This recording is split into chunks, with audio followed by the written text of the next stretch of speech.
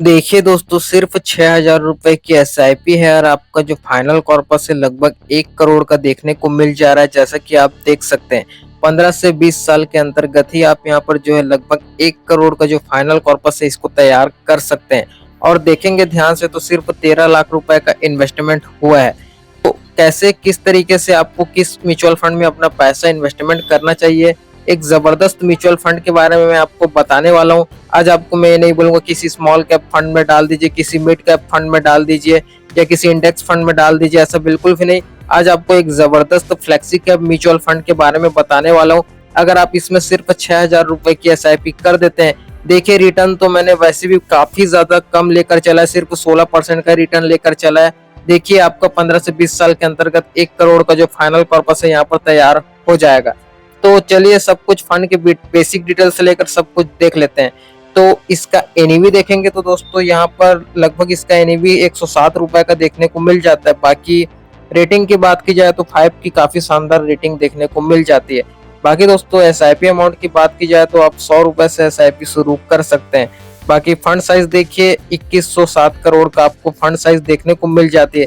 देखिए दोस्तों, जितना कम जो है इसका फंड साइज रहता है उतना चांसेस रहते हैं कि फंड आगे जाकर जो ग्रो करेगा तो आपको जो ग्रोथ देखने को मिलेगा आपके फंड में वो नेक्स्ट लेवल का देखने को मिलेगा। क्योंकि दोस्तों अगर फंड का साइज ऑलरेडी एयूएम जो फंड साइज अगर ज्यादा रहता है तो एक एवरेज में आपको रिटर्न प्रोवाइड कर सकता है। लेकिन जो है अगर इसका फंड साइज कम रहता है तो फंड के जो है ग्रोथ होने के चांसेस काफी ज्यादा बढ़ जाते हैं। तो फंड का ग्रोथ ऑब्वियसली बढ़ेगा तो आपका जो अमाउंट भी है यहाँ पर डेफिनेटली बढ़ेगा आपका, है ना। लेकिन ग्रोथ वाले जो भी म्यूचुअल फंड होते हैं उसमें आपको एक एवरेज में रिटर्न देखने को मिलता है। लेकिन ये इसका जो फंड साइज है आपको छोटा है देखने को मिल रहा है 2,000 करोड़। आगे ये 10,000 करोड़, 20,000 करोड़, 50,000 करोड़ भी जाता है तो आपका जो फाइनल कॉर्पस है आपको नेक्स्ट लेवल का देखने को मिलेगा। एज कंपेरिजन जो बड़े वाले फंड साइज में आपको जो ग्रोथ देखने को मिलेगी उससे आपको नेक्स्ट लेवल का जो ग्रोथ देखने को मिलेगा। इसलिए यही फायदा होता है छोटे फंड साइज वाले फंड में अपना निवेश करने का। तो चलिए यहाँ पर इसके मार्केट कैपिटल को देख लेते हैं। तो गिंट में तो जीरो है। लार्ज कैप सेक्टर में सीधा देखेंगे 40% इन्वेस्टमेंट एलोकेशन आपके पैसे का किया जा रहा है। बाकी मिड कैप सेक्टर में देखेंगे तो 37%। बाकी स्मॉल कैप सेक्टर का देखेंगे तो 21% एलोकेशन आपके पैसे का किया जा रहा है। तो कुछ इस तरीके से आपको इस म्यूचुअल फंड के पोर्टफोलियो में इसका जो मार्केट कैपिटल है देखने को मिल जाता है। तो चलिए फंड के पिछले कुछ पास्ट के रिटर्न को भी देख लेते हैं। तो सिर्फ इसका 1 साल का रिटर्न देखिए 69%, 70% मान सकते हैं आपको रिटर्न देखने को मिल जा रहा है। बाकी 3 साल का देखेंगे तो 31% का आपको रिटर्न देखने को मिल जा रहा है। बाकी यहाँ पर देखेंगे 5 साल का जो रिटर्न है आपको 26% का सीएजीआर रिटर्न देखने को मिल जा रहा है। बाकी ऑल टाइम रिटर्न को देखेंगे तो ये भी लगभग मान सकते हैं 20% के करीब आपको ऑल टाइम रिटर्न देखने को मिल जा रहा है। चलिए 19 ही मान लेते हैं क्योंकि हमने ऑलरेडी एक्सपेक्टेशन तो काफी ज्यादा कम लेकर चला है। तो रिटर्न्स भी देखेंगे तो काफी जबरदस्त आपको रिटर्न देखने को मिल जा रहा है। ऐसा भी नहीं लगता कुछ ज्यादा ही रिटर्न देखने को मिल रहा है, या ऐसे भी नहीं बोल सकता कि आपको काफी कम रिटर्न देखने को मिल रहा है। एक एवरेज में आपको रिटर्न देखने को मिल जा रहा है तो सही है, कोई दिक्कत वाली बात नहीं है। लॉन्ग टर्म में आपको इसका बेनिफिट देखने को जरूर मिलेगा। तो यहाँ पर फंड के होल्डिंग्स को भी देख लेते हैं, स्टॉक को आखिर किन किन स्टॉक में आपके पैसे को इन्वेस्टमेंट किया जा रहा है। तो देखा जाए तो इस म्यूचुअल फंड के पोर्टफोलियो में कुल मिलाकर आपको जो स्टॉक देखने को मिल रहे हैं देख सकते हैं 62 स्टॉक आपको देखने को मिल जा रहे हैं। जिसमें से टॉप 10 कंपनी के नाम यहाँ पर देख लेते हैं। ICI bank limited, HDFC bank limited, Larsen and टर्बो limited, state bank of India limited, Bharti Airtel limited, Mahindra and Mahindra limited, REC limited.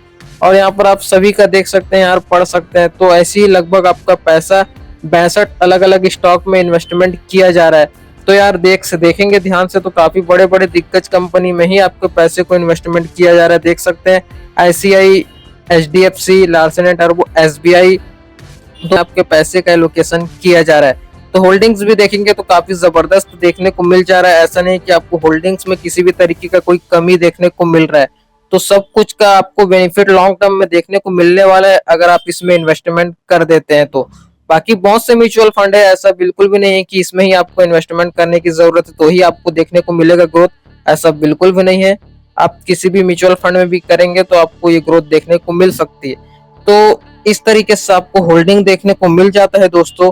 बाकी चलिए हम अपना फाइनली इन्वेस्टमेंट का मेन डिसीजन शुरू करते हैं। देखिए 6,000 रुपए की भी एसआईपी नहीं करनी है, सिर्फ देख सकते हैं 5,717 रुपए की आपको मंथली एसआईपी कर देनी है। देखिए रिटर्न तो ऐसे भी मैंने काफी कम लेकर चला, देख सकते हैं सिर्फ 16% रिटर्न ही मैंने कंसीडर किया है। बाकी ड्यूरेशन आप अपने हिसाब से घटा बढ़ा लेना, बाकी मैं 10 साल से लेकर अगले 30 साल तक का तो फुल कैलकुलेशन में आपको दिखा ही रहा हूँ। बाकी चलिए इसका कैलकुलेशन शुरू करते हैं। तो इसका सिर्फ 10 साल का देखिए फाइनल अमाउंट लगभग आपको 16 लाख रुपए से ऊपर का देखने को मिल जा रहा है, 17 लाख मान सकते हैं। तो आपको ये फाइनल कॉर्पस सिर्फ 10 साल में देखने को मिल जा रहा है। बाकी यहाँ पर इस ड्यूरेशन को अगले 15 साल तक कंटिन्यू कर देते हैं तो लगभग 42 लाख के करीब आपका जो फाइनल कॉर्पस है यहाँ पर देखने को मिल जा रहा है। तो फाइनली दोस्तों 20 साल में लगभग आपका 1 करोड़ का जो फाइनल कॉर्पस है, तो यहाँ पर जैसा कि स्क्रीन पर देख सकते हैं, तो ये आपका जो टारगेट है अगले 20 साल में कंप्लीट हो जाएगा 1 करोड़ का। तो आप बहुत आसानी से जो है इस गोल को अचीव कर सकते हैं। जो मैंने आपको स्टार्टिंग में दिखाया वही सेम अमाउंट है, यहाँ पर देख सकते हैं 13 लाख का इन्वेस्टमेंट है, 1 करोड़ का फाइनल कॉर्पस आपको देखने को मिल जा रहा है। तो बाकी 25 साल तक कंटिन्यू कर देंगे तो लगभग 2 करोड़ का फाइनल कॉर्पस देखने को मिल जा रहा है। बाकी 30 साल तक का देखेंगे तो लगभग 5 करोड़ से भी ऊपर का आपको फाइनल कॉर्पस देखने को मिल रहा है। लेकिन इतना ज्यादा भी हम एक्सपेक्टेशन नहीं कर सकते, लेकिन ऑलरेडी हमने जो है रिटर्न काफी कम लेकर चला है, तो इसको भी किसी भी तरीके से एक्सपेक्टेशन किया जा सकता है। क्योंकि दोस्तों सिर्फ 16% का ही रिटर्न मैंने कंसीडर किया है, ऐसा नहीं कि मैंने आपको 20-22 या 25% का रिटर्न कंसीडर करके अगले लॉन्ग टर्म का ये दिखा दिया है। अगर 20-22-25% का रिटर्न कंसीडर किया तो ये तो 10 करोड़ 15 करोड़ 18 करोड़ ऐसे आपको देखने को मिलेगा।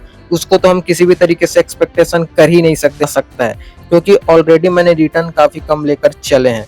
तो अगर आप 30 साल तक कंटिन्यू कर देते हैं लॉन्ग टर्म पर्पज से तो लगभग 5 करोड़ का आपको फाइनल कॉर्पस देखने को मिल सकता है। बाकी चलिए फंड के बाकी बेसिक डिटेल को भी कवर कर लेते हैं। तो इसका खर्चा देखें तो एक्सपेंस रेशियो चार्ज देख सकते हैं 0.45% का आपको देखने को मिल जा रहा है। बाकी एग्जिट लोड चार्ज की बात की जाए तो ये तो 1% का आपको सभी फंड में देखने को मिल जाता है। बाकी टैक्स इम्प्लीमेंटेशन तो यार ये सब आपको पता है, बताने की जरूरत नहीं है, डायरेक्ट चलते हैं यहाँ पर फंड मैनेजमेंट पर।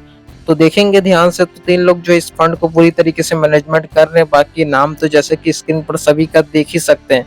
तो यार इनके बारे में आपको ज्यादा कुछ बताने की जरूरत नहीं है, क्योंकि आपको ही पता है यार इनको कितना ज्यादा एक्सपीरियंस रहता है, तो आपको बताने की बिल्कुल भी जरूरत नहीं है। बाकी 3 लोग जो है ये फंड को मैनेजमेंट कर रहे हैं, ये जब से स्टार्ट किए हैं इस फंड को मैनेजमेंट करना, तो यहाँ पर आप इनके डेट को भी देख सकते हैं। बाकी आपको ज्यादा जानकारी चाहिए तो म्यूचुअल फंड के पोर्टफोलियो में जाकर इनके सभी डिटेल को देख सकते हैं। बाकी इसके फंड हाउस की बात की जाए तो मैं आपको म्यूचुअल फंड का नाम मैं आपको बताना चाहूंगा, जैसे कि आप यहाँ पर देख सकते हैं JM financial mutual fund, JM की तरफ से आने वाला म्यूचुअल फंड आपको देखने को मिल जाता है। तो चलिए मैं आपको इस म्यूचुअल फंड का नाम बता देता हूँ। तो JM flexi cap mutual fund आपको देखने को मिल जा रहा है। इसके डायरेक्ट प्लान में ही आपको इन्वेस्टमेंट करना है। तो इस म्यूचुअल फंड का आपको काफी ज्यादा परफॉर्मेंस जबरदस्त देखने को मिल जाता है। इसका फंड साइज भी अभी कम है, फ्यूचर में इसकी ग्रोथ होने के चांसेस बढ़ जाते हैं। तो फ्यूचर में अगर इसका फंड साइज बढ़ेगा तो अगर आप इन्वेस्टमेंट कर दिए रहेंगे तो आपका भी फंड डेफिनेटली आपको नेक्स्ट लेवल में आपको ग्रोथ देखने को मिलेगा।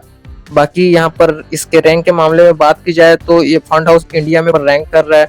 बाकी इसका total AUM under asset management की बात की जाए तो अभी 7,000 करोड़ का ही बस सिर्फ एयूएम देखने को मिल जाता है। बाकी जितना ज्यादा एयूएम कम रहेगा उतना ज्यादा अच्छा है, फ्यूचर में ये एयूएम बढ़ेगा तो ऑब्वियसली आपका जो ग्रोथ रेट है ये भी यहाँ पर बढ़ेगा। बाकी दोस्तों एयूएम किसी भी तरीके से मैटर नहीं करता है, क्योंकि ये जितना ज्यादा इस म्यूचुअल फंड का ज्यादा से ज्यादा म्यूचुअल फंड रहेगा तो उस हिसाब से इसका एयूएम घटता बढ़ता रहेगा, है ना। तो ये सब कुछ एयूएम टोटल म्यूचुअल फंड की संख्या पर निर्भर करता है, जबकि इसका फंड साइज लोगों द्वारा डिपेंड करता है कि उसमें कितना एलोकेशन किया जा रहा है, कितने लोग इसमें इन्वेस्टमेंट कर रहे हैं। तो फंड साइज जितना ज्यादा बढ़ेगा तो वो आपके लिए ज्यादा काम का है। बाकी एयूएम तो यार फंड हाउस के हिसाब से बढ़ता है। बाकी यहाँ पर इसके डेट इनकॉर्पोरेशन ये जो फंड हाउस स्टार्ट हुआ था देख सकते हैं 15 सितंबर 1994 को। बाकी इसके बेंचमार्क की बात की जाए तो S&P BSE 500 इसका बेंचमार्क आपको देखने को मिल जाता है। तो कुल मिला के देखा जाए तो आपको म्यूचुअल फंड काफी जबरदस्त देखने को मिल जाता है दोस्तों। फ्यूचर में इसकी ग्रोथ होने के चांसेस आप काफी ज्यादा बढ़ जाते हैं। तो अगर आप इसमें इन्वेस्टमेंट कर देते हैं तो आपको लॉन्ग टर्म में काफी जबरदस्त ग्रोथ देखने को मिल सकता है। तो बाकी आप कितने भी रुपए से इसमें एसआईपी 100 रुपए का तो आप देख सकते हो, और बाकी मैक्सिमम की कोई लिमिट नहीं है, आप कितने भी रुपए की एसआईपी शुरू कर सकते हैं।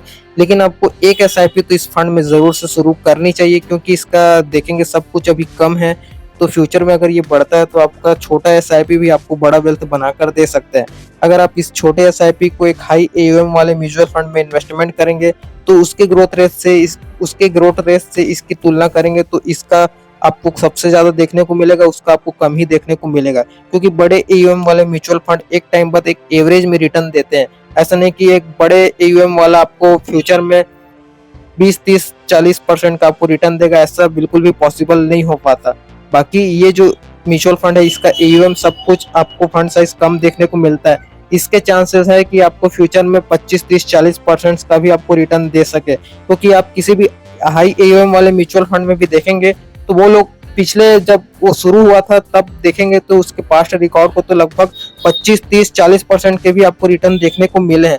लेकिन अभी की तुलना में उसका आप बिल्कुल भी एक्सपेक्टेशन नहीं कर सकते कि उस टाइप से आपको रिटर्न देखने को मिल सकता है फ्यूचर में, लेकिन आप इसमें बिल्कुल कर सकते हैं, इसमें आपको वो चांसेस देखने को मिल सकते हैं। इसलिए मैं आपको बोलता हूँ कि इस फंड में भी आपको अपना पैसा छोटे ईएम वाले में भी इन्वेस्टमेंट करना चाहिए, लेकिन फंड का सिलेक्शन सही तरीके से करना चाहिए। छोटे ईएम में करना इसका मतलब नहीं कि किसी भी छोटे ईएम में डाल देने का, ऐसा बिल्कुल भी नहीं। फंड का सब कुछ एनालिसिस करने के बाद ही आपको इन्वेस्टमेंट करना है। तो दोस्तों मुझे उम्मीद है यार आपको सब कुछ ए टू जेड इन्फॉर्मेशन इस वीडियो से देखने को मिल गई होगी। बाकी कमेंट करके जरूर बताएं आपको वीडियो कैसी लगी। चलिए हम आपसे मिलते हैं जल्द किसी नेक्स्ट वीडियो में, तब तक के लिए देखते रहें। Thanks for watching guys, bye bye, have a great day.